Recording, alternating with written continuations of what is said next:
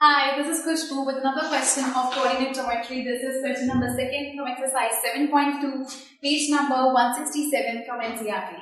This says find the coordinates of the points of the trisection of line segment joining this and this. हमें ये बता दिया एक line segment है जो कि इन दो पॉइंट्स को ज्वाइन किया है. ये दो पॉइंट्स हैं. Let's suppose this is A and this is B. Find the coordinates. Coordinates निकालने हैं of the points of trisection जो कि इसको trisect कर रहे हैं. मतलब यहाँ पे भी कोई पॉइंट है. Let's suppose this is P and this is Q. इनके coordinates निकालने हैं. इसके हम coordinate मान लेते हैं x1 y1 और इसके मान लेते हैं x2 y2. ये हमें फाइंड करने हैं इनके कोऑर्डिनेट्स और ये इसे ट्राइसेक्ट कर रही है, मतलब तीन पार्ट्स में डिवाइड कर रही है. तो सबसे पहले अगर हम ये अज्यूम करें Q को छोड़कर हम ये सोचें कि जो P है पॉइंट, ये इस पूरी लाइन सेगमेंट AB को दो पार्ट्स में डिवाइड कर रहा है. तो हम ये राइट कर लेते हैं, let P divides line segment AB into the ratio. अगर P डिवाइड करेगा तो किस रेशियो में करेगा? ये कितना पार्ट है और फिर ये दो पार्ट है. That means 1:2. फर्स्ट पार्ट इतना एंड देन ये टू पार्ट्स. तो 1:2 के रेशियो में डिवाइड करेगा. तो जब भी रेशियो डिवाइड करता है किसी लाइन को, कोऑर्डिनेट डिवाइड कर रहा है किसी लाइन को रेशियो में, हम यूज करते हैं उसमें section formula. So using section formula, section formula हमारा होता है x इज इक्वल टू, हमारे कोऑर्डिनेट्स आते हैं m1 x2 plus m2 x1 upon m1 plus m2 and m1 y2 plus m2 y1 upon m1 plus m2. तो यहाँ पर m1 की वैल्यू हमारे पास है, this is m1, this is m2. m1 है हमारे पास 1 और x2 की वैल्यू. अभी हम बात कर रहे हैं AB की.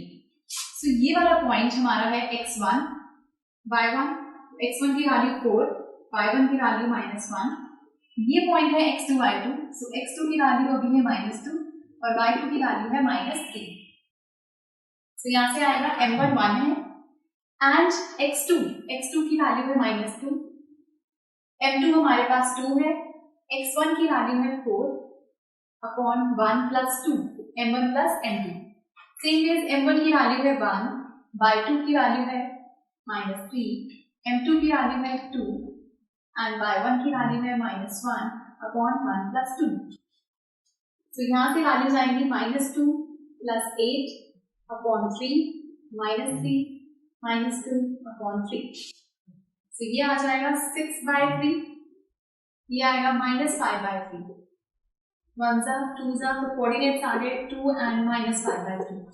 ये हमारे पास आ गए ये वाले कोऑर्डिनेट 2 एंड -5/3.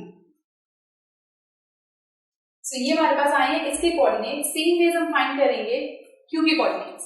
लेकिन जब Q की बारी आएगी तो ये पॉइंट P नहीं है, तो हम ये अज्यूम करते हैं कि ये वाला जो पॉइंट है ये इस पूरी लाइन को कैसे डिवाइड कर रहा है. फर्स्ट टू पार्ट्स आ रहे हैं, then one part. That means 2:1 के रेशियो में, क्योंकि पहले उसमें दो पार्ट्स आए हैं देन वन पार्ट. सो 2:1 का रेशियो.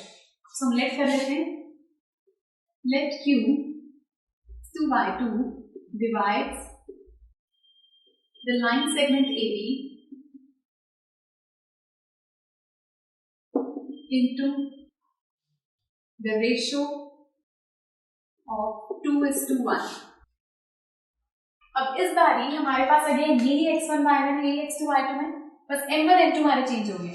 सो हमारे पास आएगा x is equal to, I mean हमारे कोऑर्डिनेट्स जो आएंगे दैट वुड बी m1 हमारे पास है 2, m1 x2 की वैल्यू है -2 प्लस m2 x1 की वैल्यू है 4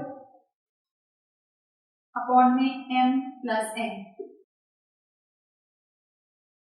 देन m1 m1 है 2, y2 इज -3, m2 है 1, y1 इज -1 अपॉन में 2 प्लस 1.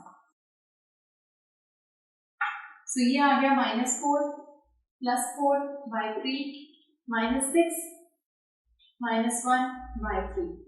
So ये आया 0 by 3, ये आया minus plus minus minus minus 7 by 3. So ये आया 0 and minus 7 by 3. ये दो पॉइंट्स आ गए हमारे पास.